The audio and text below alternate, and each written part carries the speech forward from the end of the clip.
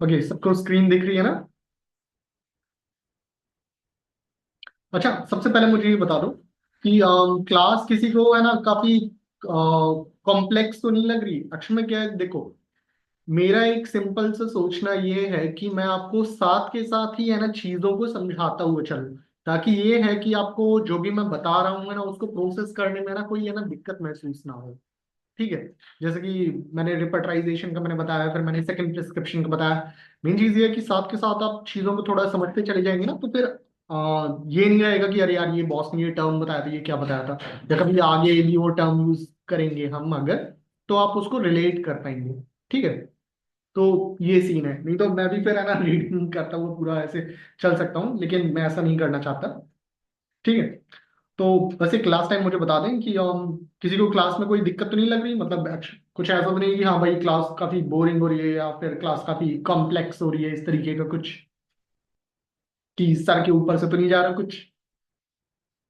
Please मुझे एक बार response कर दें, ताकि ये रहेगा कि मैं जो है चीजों को और बेहतर करता हुआ चलूंगा। ओके, बढ़िया। ठीक है, शुरू करते हैं फिर। ओके, हम लोग जो थे हम लोग चल रहे थे यहाँ पर। ठीक है, वेयर टू यूज रिपर्टरी में हम लोग आ गए थे। यहाँ पे सेकंड प्रिस्क्रिप्शन की हम लोग बात कर रहे थे।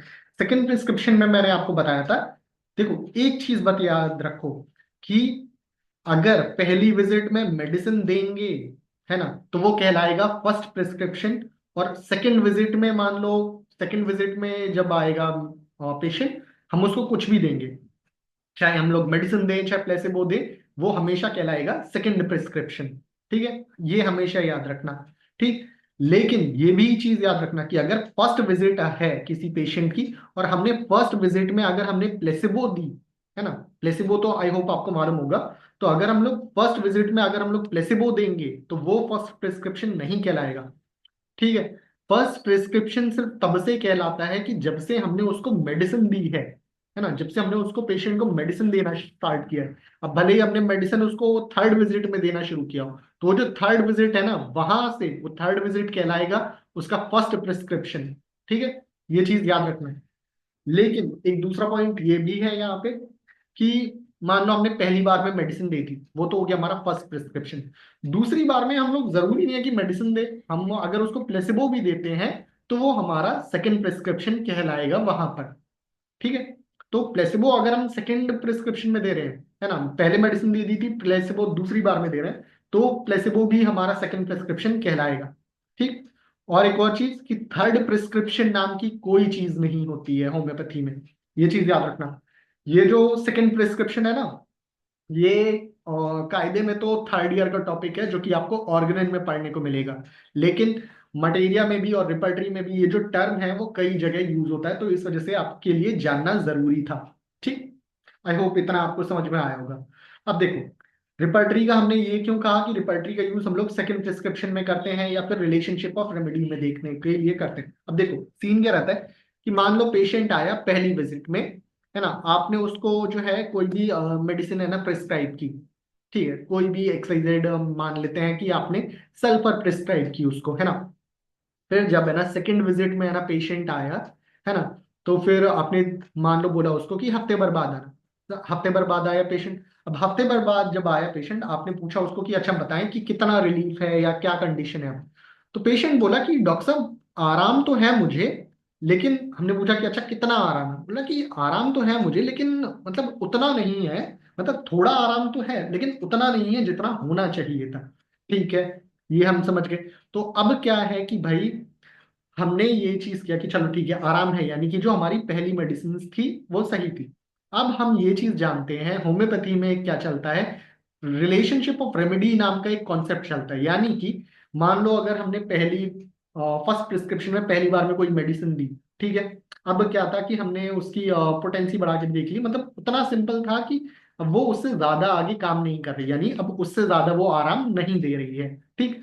तो हम ये देखते हैं रिलेशनशिप ऑफ रेमेडीज में कि हम जैसे मटेरिया मेडिकल में पढ़ते हैं कि जैसे मान लो ये है, सल्फर है, सल्फर को जो है वहां पे मतलब है ना, कैलकेरिया कार्ब जो है, अगर हम सल्फर के बाद देते हैं तो वो काफी अच्छा काम करती है, यानी कि कैलकेरिया कार्ब जो है सल्फर को फॉलो करती है। ठीक है। और मान लो अगर हमने किसी केस में कैलकेरिया कार्ब दी है, कैलकेरिया कार्ब के बाद अगर हम लोग है ना लाइकोपोडियम देंगे, तो वहां पे वो और अच्छा काम करेगी या और जल्दी है ना वहां पे ठीक करेगी। ठीक है। तो ये होता है रिलेशनशिप ऑफ रेमेडीज, यानी कि एक के बाद, जैसे कि मान लो हमने ये देखा कि भाई कैलकेरिया जो है किसकी कॉम्प्लीमेंट्री है, ये सल्फर की कॉम्प्लीमेंट्री है। आपने मटेरियल में पढ़ा होगा ना ये कि कॉम्प्लीमेंट्री वाली चीज कौन सी, ये मेडिसिन कॉम्प्लीमेंट्री होती है, ये मेडिसिन एंटीडोट करती है, ये मेडिसिन इनेमिकल होती है। ये सारी चीज आपने मटेरियल में पढ़ी होगी ना।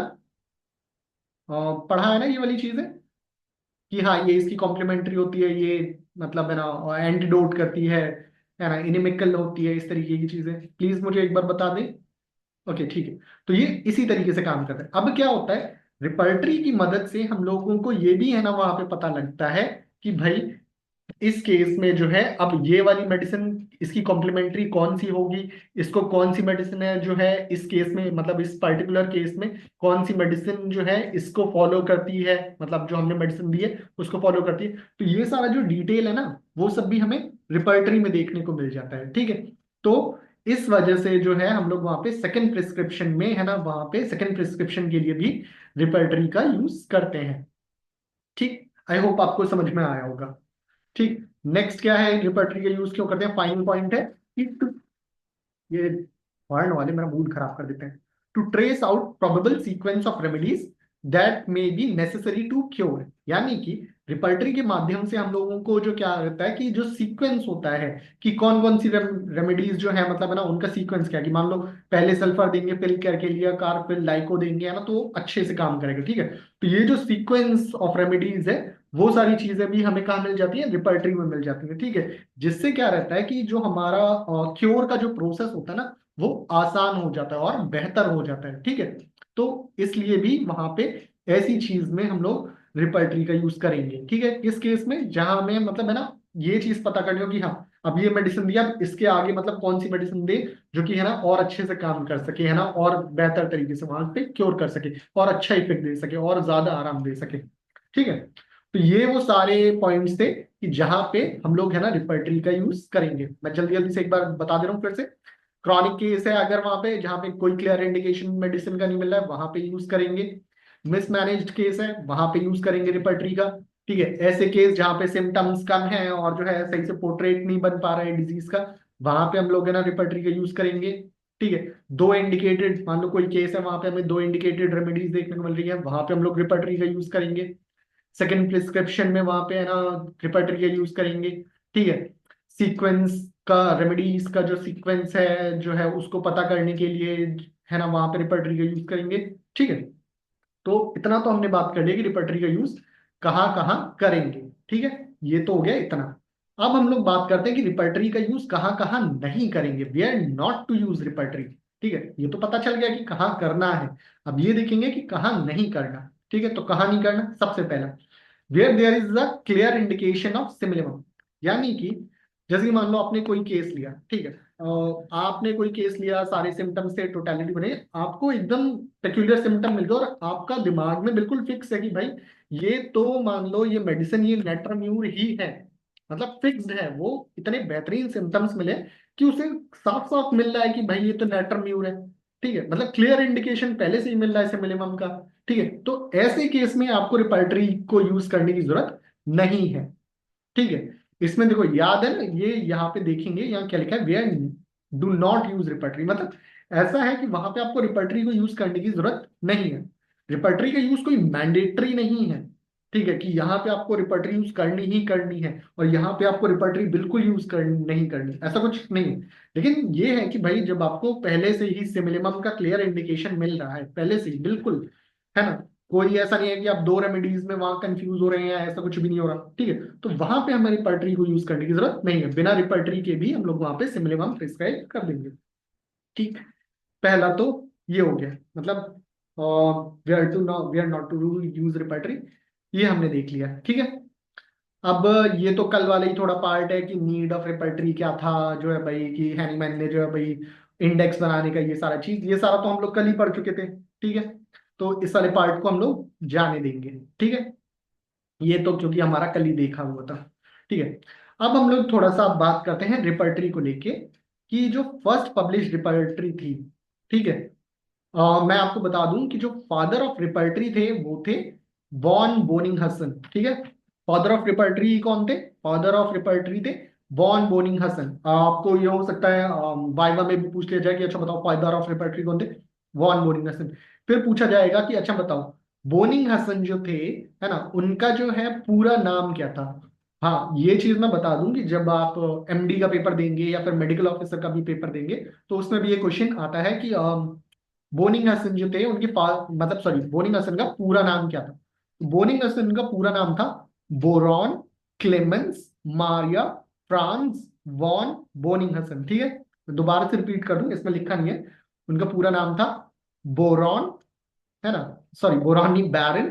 ठीक है, baron Clemens Maria Franz von Boenninghausen. ठीक है, ये था उनका कंप्लीट नेम। ठीक, पहली चीज तो ये। और उनको फादर ऑफ, वो थे फादर ऑफ रिपर्टरी। ठीक है, अब उनको फादर ऑफ रिपर्टरी क्यों कहते हैं? ठीक है, जैसे कि मास्टर हैंडमैन ने जो थे उन्होंने होम्योपैथी की डिस्कवरी की थी, इस वजह से उन्हें फादर ऑफ होम्योपैथी कहते हैं।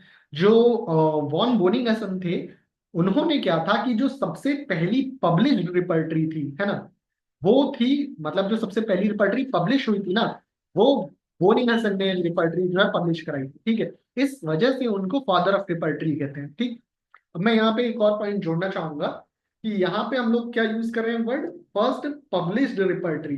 ठीक है, यहाँ पे वर्ड क्या यूज किया? First published repertory. ठीक है, अब इससे मैं ये चीज याद दिला दूं कि हमने कल ये चीज पढ़ी थी कि जो मास्टर हैनीमैन थे, मास्टर हैनीमैन जब अपनी फ्रेगमेंटा डिवारिस लिख रहे थे, तो जो ये देखिए मैं दिखाता हूँ। मास्टर हैनीमैन जो थे अपनी फ्रेगमेंटा डिवारिस लिख रहे थे, हाँ ये रहा, है ना, तो उसमें जो उनका सेकंड पार्ट था फ्रेगमेंटा डिवारिस का, पार्ट सेकेंडा, ठीक है, वो पहली रिपर्टरी थी कायदे में, लेकिन क्या था कि वो पब्लिश नहीं हो पाई थी कभी। ठीक है, काम तो उससे पूरा हो गया था, लेकिन क्या था कि मास्टर हैनीमैन जो थे उसको पब्लिश नहीं कर पाए थे। सीन ये था। ठीक है, तो भाई जब पब्लिश नहीं कर पाए थे तो भाई किसी को पता नहीं था। और बोनिंग हसन जो थे, है ना, बोनिंग हसन ने जो है सबसे पहली रिपर्टरी, है ना, पब्लिश कर दी थी। इस वजह से जो है उनको कहा जाता है फादर ऑफ रिपर्टरी। ओके, ये चीज समझ में आई कि फर्स्ट पब्लिश रिपर्टरी कौन सी थी और फर्स्ट अनपब्लिश रिपर्टरी किसकी थी? अगर मान लो वाइवा में आपसे पूछा जाता है कि फर्स्ट अनपब्लिश रिपर्टरी कौन सी थी, तो आप बताएंगे कि वो थी मास्टर हैनीमैन की लिखी हुई, है ना। और जो है कौन सी थी कि जो फ्रेगमेंटा डिवेरिबस का सेकंड पार्ट था, पार्ट सेकेंडा, वो थी फर्स्ट अनपब्लिश्ड रिपर्टरी। और फर्स्ट पब्लिश्ड रिपर्टरी कौन सी थी? फर्स्ट पब्लिश्ड रिपर्टरी थी repertory of antipsoric, repertory of antipsoric by Boenninghausen, father of repertory. ठीक है, इतना समझ में आया बच्चों?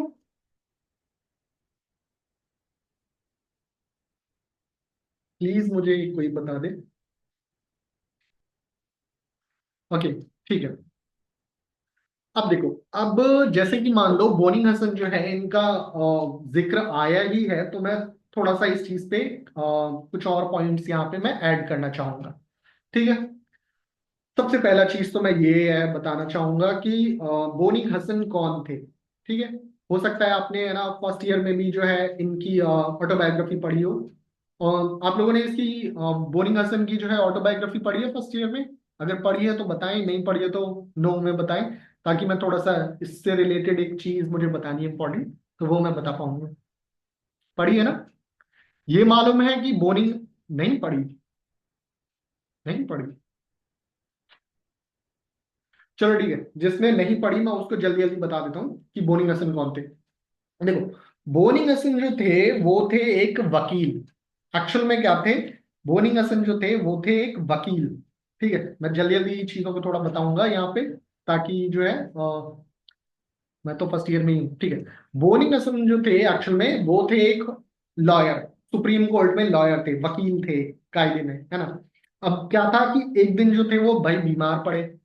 जब वो बीमार पड़े तो फिर क्या था कि उन्होंने जो है, उनके एक दोस्त थे एक होम्योपैथ, है ना, उनके पास गए।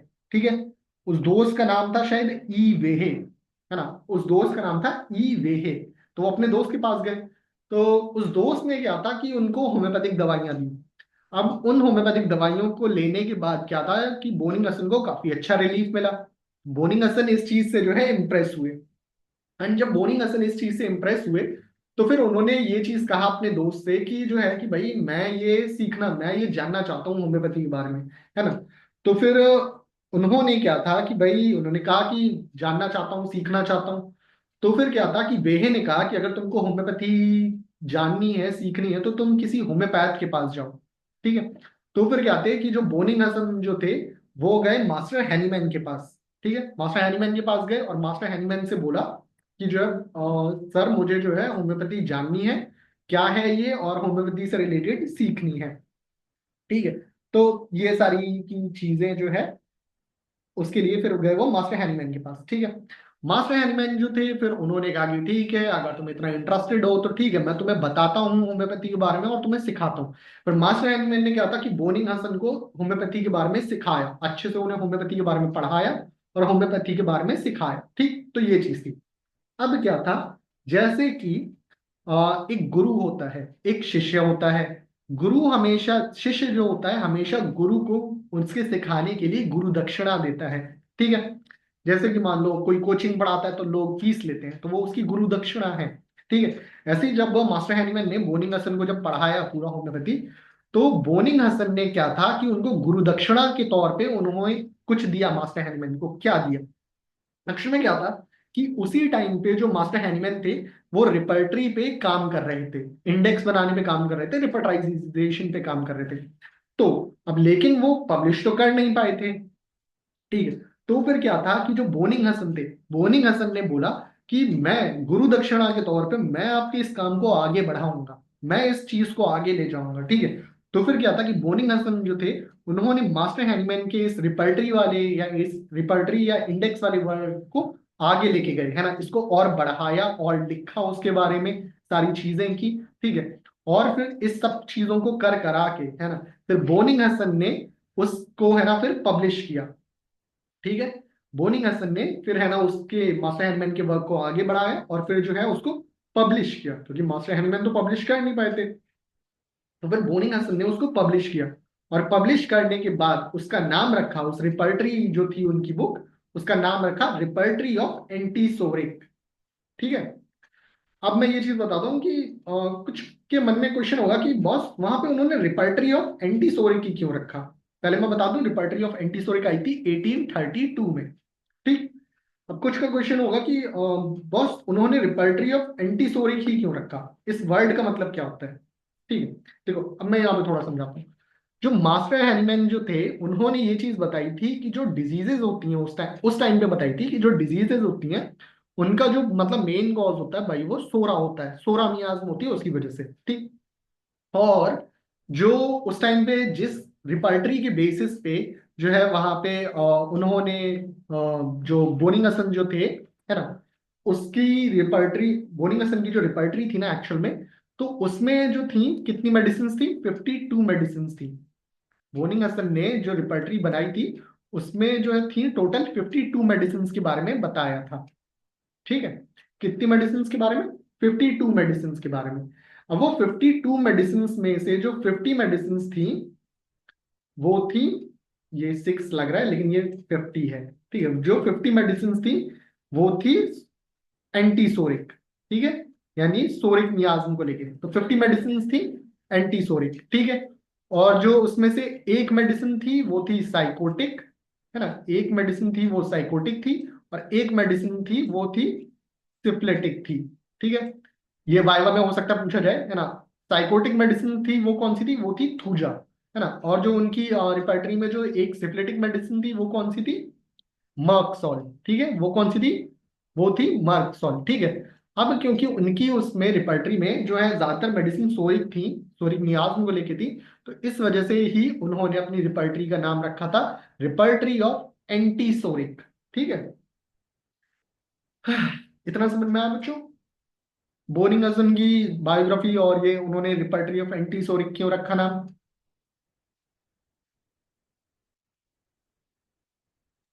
प्लीज मुझे बता दें एक बार को। अगर क्लास इंटरेस्टिंग लग रही है ना, तो मतलब मुझे बताएं, और वो भी लग रही है तो भी मुझे बता दें कि क्लास बस बोरिंग लग रही है, तो आप खत्म कर दीजिए क्लास को, तो वो भी मैं कर दूंगा, मुझे कोई ऐसी दिक्कत नहीं है। ठीक है। मैं क्या हूँ, मैं साथ के साथ डिटेल्स ऐड करते हुए चल रहा हूँ, है ना, ताकि और है ना वहां पे बेहतर लगे। ठीक है, बढ़िया। अब ठीक है, अब हम थोड़ा इस चीज पे आगे बढ़ते हैं। आगे क्या बढ़ते हैं इस चीज पे? देखो, जब जो है होम्योपैथी की मान लो डिस्कवरी हुई थी, ठीक है, मतलब है ना, उसके टाइम पे क्या था कि भाई शुरुआत में थी 1805 तक तो भाई हमारे पास सिर्फ 27 मेडिसिन थी। ठीक है, जब मास्टर हैनीमैन जो थे अपनी फ्रेगमेंटा डिवाइस बना रहे थे, उस टाइम तक तो सिर्फ हमारे पास कितनी मेडिसिन थी, 27 मेडिसिन थी। ठीक है, 1805 तक। ठीक है, फिर उसके बाद क्या था कि 1921 तक, जब तक 1921 आया, तो 1921 तक हमारे पास जो थी और कुल मिला के 1600 मेडिसिन हो गई। ठीक है, यानी कि 1300 की और प्रूविंग हो गई।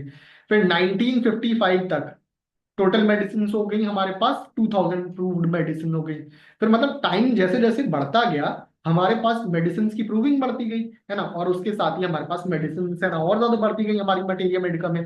फिर 2001 तक 4200 मेडिसिन तक हो गई। फिर 2004 तक जो है करीब करीब 5000 मेडिसिन हो गई। और अभी हाल के टाइम में करीब शायद 5 से 6 हजार मेडिसिन आराम से प्रेजेंट टाइम में प्रूव्ड है। ठीक है, यानी कि जैसे जैसे टाइम बढ़ता गया भाई, वैसे वैसे मेडिसिन और ज्यादा प्रूव होती गई और ज्यादा ऐड होती गई, और हमारी जो रिपर्टरी थी वो और ज्यादा टाइम के साथ मोटी होती गई, है ना। सिंपल चीज ये। ठीक है, ओके, तो अब हमने थोड़ा सा इसके बारे में जान लिया। ठीक, अब हम लोग जो है पहले हमने पढ़ा था where to use the repertory. ठीक है, हम लोग कहाँ कहाँ यूज करेंगे। अब हम लोग थोड़ा सा देखेंगे कि रिपर्टरी के यूजेस हैं क्या क्या। ठीक है, पहले हमने पढ़ा था कि कहाँ यूज करना है। ठीक है, अब हम पढ़ेंगे कि क्या यूज है। पहले था कहाँ यूज करना है, अब हम पढ़ेंगे कि क्या यूज है रिपर्टरी का। ठीक है, डोंट यूज में बस एक ही पॉइंट है। हाँ बेटा, डोंट यूज में एक ही पॉइंट है कि मतलब हमें डोंट का मतलब देखो, वहां पे डोंट नहीं है। वहां पे उस लाइन का मतलब ये है कि हमें मतलब कहाँ रिपर्टरी की मतलब है ना यूज करने की जरूरत हमें नहीं पड़ेगी, है ना, नहीं करनी चाहिए। जहां पे पहले से ही क्लियर इंडिकेशन मिल रहा हो, वहां पे हमें यूज करने की वहां पे जरूरत नहीं है, वहां हमें नहीं करनी चाहिए, है ना। पहला तो ये है। वैसे तो वहां पे भी यूज नहीं करनी चाहिए भाई जहाँ पे मिस इंटरप्रिटेशन हो रहा हो भाई रूब्रिक्स का, है ना। मान लो भाई किसी को, दूसरा देखो, अगर मान लो किसी भी फिजिशियन को या फिर किसी को भी रिपर्टराइजेशन का ढंग ही नहीं है, उसको मालूम ही नहीं है कि रिपर्टराइजेशन कैसे करना चाहिए, क्या होता है रिपर्टरी, किस तरीके से बनी होती है, कैसे देखना होता है, तो मेरा मानना है कि वो उधर भी नहीं करना चाहिए। क्योंकि भाई जब उसको मालूम ही नहीं है, तो वो उसका यूज करके करेगा क्या, वो तब भी गलत मेडिसिन ही निकालेगा और गलत मेडिसिन चिपका देगा, है ना। सिंपल सी चीज ये है, तो वहां पे भी नहीं करना चाहिए। ठीक, ओके, बढ़िया। अब हमने देखेंगे कि वहां पे कि यूज ऑफ रिपर्टरी क्या क्या है। सर साइकोटिक में थूजा और दूसरी मेडिसिन का नाम क्या था? और देखो, साइकोटिक थी, उसका था थूजा, और दूसरी जो मेडिसिन थी वो थी सिफिलिटिक, है ना, सिफिलिटिक ऑरिजिन की, और वो थी मर्कसॉल। ठीक है, कौन सी थी? मर्कसॉल। हाँ, ठीक है। तो अब हम देखेंगे कि यूज ऑफ रिपर्टरी क्या है, कि मतलब रिपर्टरी के यूज क्या क्या है। ठीक है, तो रिपर्टरी को एज अ रेफरेंस बुक भी हम लोग यूज कर सकते हैं। पहली चीज, रेफरेंस बुक के तौर पे कैसे, मतलब जैसे कि मान लो कोई भी मेडिसिन का हमने केस, कोई भी पेशेंट का केस लिया, उसमें हमें लगा कि ये सिम्टम जो है, मतलब हमें लगा कि मान लो कोई भी मेडिसिन है, मान लो पल्स मिल रही है, ठीक है, मान लो है कि पल्स मिल रही है, ठीक है। फिर हम लोग रिपर्टरी में गए, रिपर्टरी में हमने उन सिम्टम्स को देखा, और वहां पे भी हमने देखा कि वहां पे भी पल्स मिली है वहां पे हमें, ठीक है। तो हमने एज रेफरेंस यूज किया रिपर्टरी को, कि हमें जो मेडिसिन लग रही थी, फिर हमने रिपर्टरी खोली, है ना, वहां पे देखा कि वहां पे भी क्या यही मेडिसिन मिल रही है इन सारे सिम्टम्स पे, है ना, यानी एक रेफरेंस लिया। ठीक है, तो रिपर्टरी का यूज क्या है? As a reference book. ठीक है, एज अ रेफरेंस बुक हम लोग है ना वहां पे यूज कर सकते हैं रिपर्टरी को। और कैसे यूज कर सकते हैं वहां पे? इन दी स्टडी ऑफ मटेरिया मेडिका। ठीक है, रिपर्टरी का यूज हम लोग है ना मटेरिया मेडिका की स्टडी के लिए भी कर सकते हैं। कोई पूछेगा कि बॉस, मटेरिया मेडिका की स्टडी के लिए हम लोग रिपर्टरी का यूज कैसे करेंगे, ये लॉजिक मुझे नहीं समझ में आया बॉस। ओके ओके चलो ठीक है। अच्छा, ये वाला जो है अब मैं कल पढ़ा दूंगा, मैं खुद एक्चुअली बोल बोल के थक गया हूँ। ठीक है, तो ये अगला पार्ट जो है ना, कल हम लोग है ना कंप्लीट करेंगे, ठीक। तो जो लोग ये क्लास देख रहे हैं तो मुझे प्लीज जो है कमेंट सेक्शन में अपने रिव्यूज जरूर दें, है ना। अच्छा ठीक है, मैं इसको तो वैसे रिकॉर्डिंग ऑफ करता हूँ, लेकिन मुझे ये बताएं कि आज की क्लास जो